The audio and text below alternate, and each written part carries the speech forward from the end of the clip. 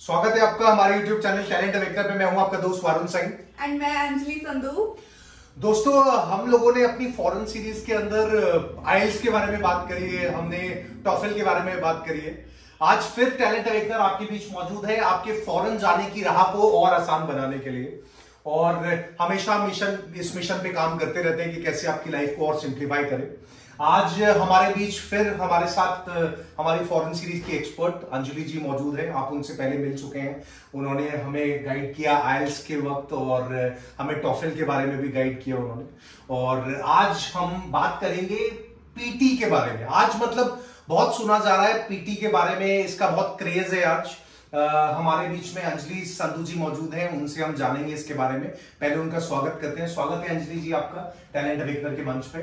Thank you so much Varun ji. ये हमारे लिए सौभाग्य की बात है कि आज फिर आप हमारे बीच हैं। हमारे फॉरेन सीरीज की तीसरी वीडियो आज आने वाली है और हम जानना चाहेंगे, हमारे व्यूअर्स भी इस बात को जानना चाहेंगे, मैं भी जानना चाहूंगा कि पीटी क्या है ये बेसिकली। आज इसका बहुत क्रेज चल रहा है, मतलब बहुत हम सुन रहे हैं इसके बारे में।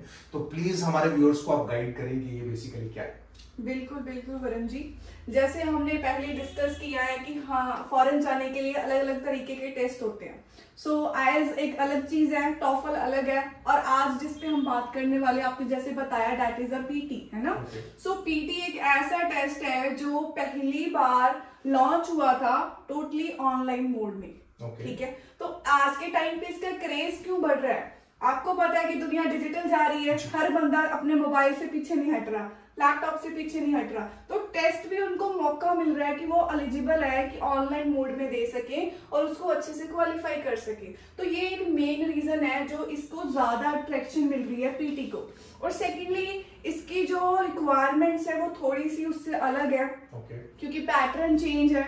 ठीक है, तो ये स्टूडेंट्स के लिए बहुत ज्यादा इजी हो गया कि वो अपना फ्यूचर फॉरेन में देख सके। ठीक है, तो ये पीटी है। तो पीटी की जो फुल फॉर्म है वो बताना चाहती हूँ, that is a Pearson test of English, जो हर एक कंट्री एक्सेप्ट कर रही है। जैसे आइल्स और टॉफल को किया जा रहा है, इसको इक्वली इंपॉर्टेंस दी जा रही है हर एक कंट्री में। तो अगर आप चाहते हो कि आपने जस्ट एक ऑनलाइन मोड में एग्जाम देना है, आपने ज्यादा एफर्ट्स नहीं करने हैं, तो आप इसकी भी रिक्वायरमेंट फुलफिल करके आप फॉरेन जा सकते हो।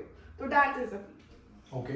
सो व्यूअर्स, अंजलि जी ने अभी हमें बताया कि आपको जो है पीटी की जो बात करें उसको क्यों इतना क्रेज है, क्योंकि आजकल स्पेशली जो यूथ है वो मोबाइल में अपना काफी टाइम जो है वो स्पेंड करता है। और अंजलि जी ने कहीं ना कहीं हमें बताया कि अगर आपको मोबाइल की बहुत ज्यादा आदत है तो आप एक प्रोडक्टिव चीज कर सकते हैं। आप ये पीटी का जो एग्जाम है इसको दे सकते हैं और बहुत अच्छे तरीके से अपने आप को कल फॉरेन में एस्टेब्लिश होते हुए देख सकते हैं। और इसके बारे में हम आगे और जानना चाहेंगे, हमारे व्यूअर्स भी जानना चाहेंगे। तो अंजलि जी, एक तो इसका एलिजिबिलिटी क्राइटेरिया क्या है, फीस स्ट्रक्चर क्या है, उसके बारे में थोड़ा सा आइडिया हमारे व्यूअर्स को दें। और इवन क्या पासिंग स्कोर, क्या क्राइटेरिया है, वो सारी चीजें प्लीज हमारे व्यूअर्स को बताइए। हाँ जी वरुण जी, श्योर। मैं आपको बताना चाहती हूँ जो इसका फीस स्ट्रक्चर है, तो आपको 15,900 फीस पे करके आप इस एग्जाम को देने के लिए एलिजिबल हो। और जो आपकी एज है वो 16 ईयर से अबव होनी चाहिए। ठीक है, तभी आप एलिजिबल हो कि आप एक पीटी का एग्जाम दे सकते हो। आप अपनी प्रोफाइल तभी वहां पे मेंशन कर पाओगे। और सेकेंडली जो इसके पासिंग स्कोर्स हैं वो क्या है अकॉर्डिंग टू मी, ये मैं अपना व्यू पॉइंट बताना चाहती हूँ यहाँ पे, क्योंकि मैं अपने व्यूअर्स को कभी गलत नहीं गाइड करना चाहती।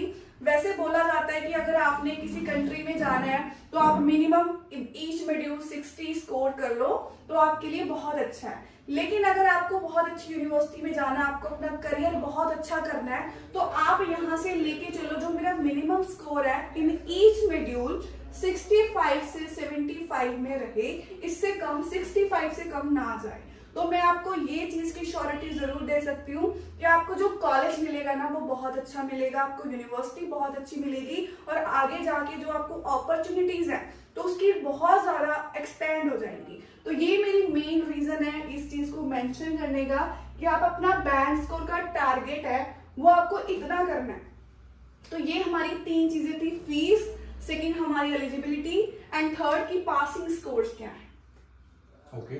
अंजलि जी, सबसे पहले एक बात के लिए मैं आपको अप्रिशिएट करना चाहूंगा। अभी आपने बोला है यहाँ पर स्क्रीन पे कि आप अपने व्यूअर्स को हमेशा सही तरीके से गाइड करना चाहते हैं।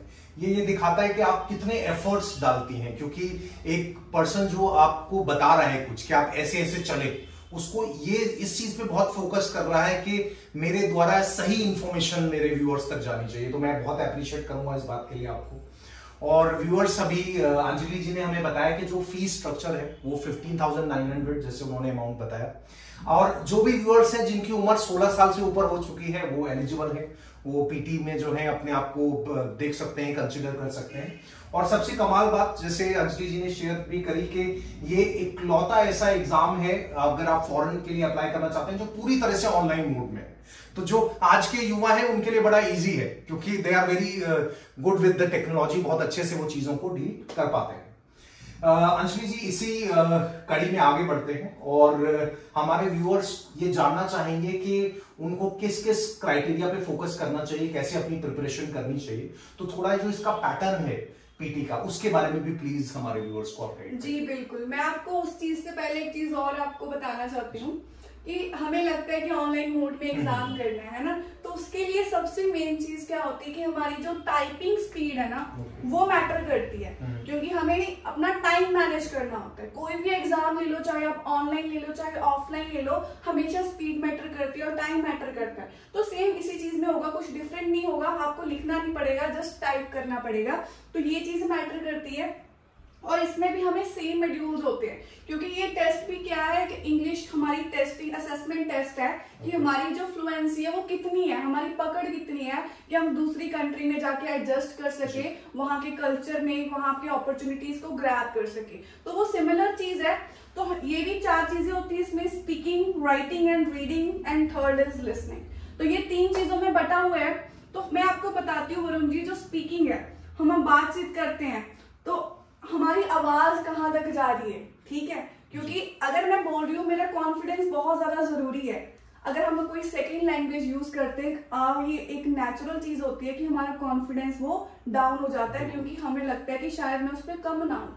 तो आपकी प्रैक्टिस से लाउड आप बोलते हो तो आपको वो चीज समझ आती है कि हाँ ही इज कॉन्फिडेंट, वो बात कर सकता है। तो आपको कुछ सेंटेंस रिपीट करने होते हैं, जो एक आर्टिफिशियल इंटेलिजेंस आपका पूरा का पूरा पेपर ऑर्गेनाइज करती है, उसके थ्रू ही आपको एग्जाम देना होता है। तो थर्ड इसमें क्या आ जाता है कि आपको एक इमेज को डिस्क्राइब करना होता है। एग्जाम्पल दे देती हूँ एक रूम की, आपको एक प्रॉपर स्ट्रक्चर दे देते हैं, आपको डिफाइन करना है कि इसमें क्या क्या चीजें, क्या क्या कलर है, जो भी इमेज में आपको दिख रहा है वो आपने वहां पे डिफाइन करना है। तो उसमें आपका बेसिक चीज क्या होती है कि आपकी जस्ट ये चेक किया जाता है कि आपकी ग्रामेटिकल रेंज क्या है, आपकी वोकैबुलरी कितनी है, आपकी जो ग्रामर मिस्टेक्स तो नहीं है, तो ये चीज, आपकी प्रोनाउंसिएशन कैसी है, तो ये चीजें मैटर करती है जो हमने प्रैक्टिस के थ्रू राइट करनी है। तो जैसे आपने पूछा है कि इसको कैसे बच्चे अपना फुलफिल कर सकते हैं, तो उसके लिए आपको प्रैक्टिस की जरूरत है।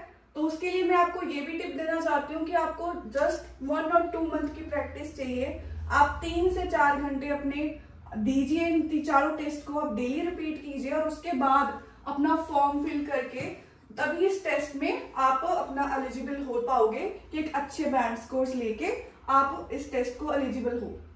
एंड उसके बाद राइटिंग एंड रीडिंग की बात करूं तो राइटिंग में क्या होता है कि हमें सबसे पहले एक ऐसे राइट करना होता है और कुछ चीजें होती हैं उनको समराइज करके लिखना होता है। तो यहाँ पे भी आपकी राइटिंग की स्पीड मैटर करेगी और टाइपिंग स्पीड आपकी चाहिए। और उसके बाद अपना रीडिंग सेक्शन आता है। जब हम ऑफलाइन देते हैं वरुण जी, तो ऑफलाइन में क्या होता है कि हमें पैसेजेस दिए जाते हैं और साथ में क्वेश्चंस दिए जाते हैं कि ब्लैंक्स हो सकते हैं, मल्टीपल चॉइस हो सकते हैं, ट्रू फॉल्स हो सकते हैं। तो सिमिलरली यहीं पे भी आपको पैसेज दिया जाता है स्क्रीन पे और साथ के साथ आपको क्वेश्चंस दिए जाते हैं और आपने उनको फुलफिल करना है। और उसका ये जो तरीके होते हैं वो क्या होते हैं, मल्टीपल चॉइस हो सकते हैं, ठीक है, उसको रीऑर्डर करके लिखना हो सकता है, फिल इन द ब्लैंक्स हो सकते हैं, वो कुछ भी आ सकता है, ठीक है। And third is listening. तो लिसनिंग में आपको बोला जाएगा, इसमें भी बहुत सारी चीजें होती हैं, कुछ आपको वर्ड्स फुलफिल करने होते हैं, कुछ चीजें ऐसी होती हैं आपको जो मिसिंग होती हैं वो आपने वहां पे एग्जैक्ट फाइंड करना है कि मिसिंग वर्ड्स कौन से, वो आपने राइट डाउन करने हैं। तो ये बेसिक ही स्ट्रक्चर है और इसको हर कोई क्वालिफाई कर सकता है अकॉर्डिंग टू मी। तो ये एक बेसिक जो स्ट्रक्चर था इस पीटी का वो मैंने आपको एक्सप्लेन किया है। लेकिन अगर आपको चाहते हो कि स्पीकिंग, राइटिंग, रीडिंग, लिसनिंग मुझे अच्छे से करना है, तो आपको एक अच्छा सा कोचिंग सेंटर या एक अच्छा गाइडर चाहिए जो आपको प्रैक्टिस करवा पाए, क्योंकि ऑनलाइन मोड एक नई चीज है, वो एक बंदा अकेला भी नहीं कर सकता। तो ये चीज इसमें अभी है कि बच्चे कॉन्फिडेंट नहीं है कि हाँ मैं इसको अपने लेवल पे कर लूँ, सेल्फ स्टडी कर लूँ, इसके लिए एक कोच और गाइड चाहिए। तो that's it. Okay, so viewers, अभी अंजलि जी ने हमें बताया कि हर कोई इस जो पीटी का ये एग्जाम है इसको क्लियर कर सकता है। रहा जो है वो मुश्किल नहीं है, आसान है, मगर उन्होंने एक बहुत इंपॉर्टेंट चीज बोली और वो बहुत कमाल का शब्द है, प्रैक्टिस। प्रैक्टिस जब आप किसी चीज की करते हैं तो आपके अंदर निखार आ जाता है अकॉर्डिंगली, ठीक है। और मैं एक बार रिपीट भी कर देता हूं जो उन्होंने बताया आपको कि स्पीकिंग की बात करते हैं, राइटिंग, रीडिंग की बात करते हैं और लिसनिंग की बात करते हैं। इस पे आपको कमांड करनी पड़ेगी, जिसमें अगर स्पीकिंग की बात करें तो आपको जो बोल रहे हैं आप जोर से बोलना आना चाहिए, रिपीट करना सेंटेंस, डिस्क्राइब करना कोई इमेज, जैसे उन्होंने एग्जांपल बताया कि एक रूम के बारे में आपको बता देंगे, आपको वो इमेज डिस्क्राइब करनी होगी। आपको कोई लेक्चर जो है उसके बारे में आपको शेयर करना होगा और शॉर्ट क्वेश्चंस को आंसर करना होगा। और जब बात आती है राइटिंग रीडिंग की तो समराइज करना, रिटन टेक्स्ट को ऐसे लिखना, मल्टीपल चॉइस के सिंगल आंसर्स हो सकते हैं, मल्टीपल आंसर्स भी हो सकते हैं, फिल इन द ब्लैंक्स हो सकते हैं, ये सारी चीजें होंगी जो आपने अपनी स्कूल लाइफ में भी कहीं ना कहीं पढ़ा होगा। बहुत आसान चीजें हैं। और लिसनिंग की बात आती है तो समराइज करना है स्पोकन टेक्स्ट को, मल्टीपल चॉइस चूज करना है, उसमें multiple answers, fill in the blanks भी, और मल्टीपल चॉइसेस में आपको सिंगल आंसर्स भी जो है वो सिलेक्ट करने हैं। डिक्टेशन वाला पार्ट जो हमने स्कूल में और लाइफ में अपना करा भी है। तो ओवरऑल उन्होंने बताया अंजलि जी ने कि रहा बहुत आसान है, बस आपको डट के उस पर चलना है। तो अप्रिशिएट करना चाहूंगा अंजलि जी आपको, थैंक यू वेरी मच। आप हमेशा कुछ नया लेकर आते हैं और बहुत खूबसूरती से हमारे व्यूअर्स को गाइड करते हैं, जो उनके लिए बहुत हेल्प करता है। हम अपने वीडियो को एंड करने पे अभी पहुंच रहे हैं। उससे पहले एक और इंफॉर्मेशन मैं आपसे जानना चाहूंगा कि हमारे व्यूअर्स के दिमाग में ना ये भी है, जैसे हमने आईएलटीएस का वीडियो शूट किया, हमने टॉफल का वीडियो शूट किया, तो जो पीटी का भी ये वीडियो है, हमारे पास कौन कौन सी कंट्रीज हैं जहां पे हमारे व्यूअर्स के पास स्कोप है कि वहां जा सकते हैं वो आगे, उसके बारे में अगर थोड़ा सा आइडिया आप हमारे व्यूअर्स को दे सकते हो। ये बहुत अच्छा क्वेश्चन पूछा वरुण जी आपने, क्योंकि ये माइंड में घूमता रहता है कि यार मैंने तो कनाडा जाना है, क्या वहां पे ये चीज के लिए मैं जा सकता हूँ, मुझे तो इंग्लैंड जाना है, मुझे यूएस जाना है। तो मैं आपको बताना चाहती हूँ आज के टाइम पे हर एक कंट्री पीटी को एक्सेप्ट कर रही है, और जो कंट्रीज में अभी नहीं लॉन्च हुआ वो भी उसकी तैयारी में है। तो कोई भी चिंता की बात नहीं है, आप जहां भी जाना चाहते हो, आप न्यूजीलैंड जाना चाहते हो, आप कनाडा जाना चाहते हो, ऑस्ट्रेलिया जाना चाहते हो, तो आप बेफिक्र होकर इस टेस्ट को क्वालिफाई करके जा सकते हो। तो इसमें कोई भी बंदिश नहीं आती। तो व्यूअर्स, हमारा दिमाग का एक ताला और जो है अंजलि जी ने खोल दिया। उन्होंने कहा बिल्कुल बेफिक्र रहिए, आप किसी भी कंट्री में जा सकते हैं, कोई आपको दिक्कत की बात नहीं है।